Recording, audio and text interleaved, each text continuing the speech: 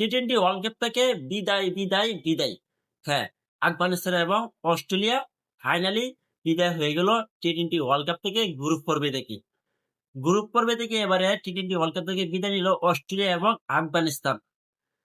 অস্ট্রেলিয়ার মতো এক শক্তিশালী টিম যদি গ্রুপ পর্বে থেকে বিদায় নেয় তাহলে ভাই কেমনে কি?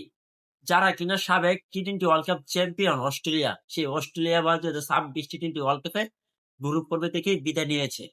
অন্যদিকে আফগানিস্তান, তারা বিদায় নিয়েছে, এটা মানা যায়।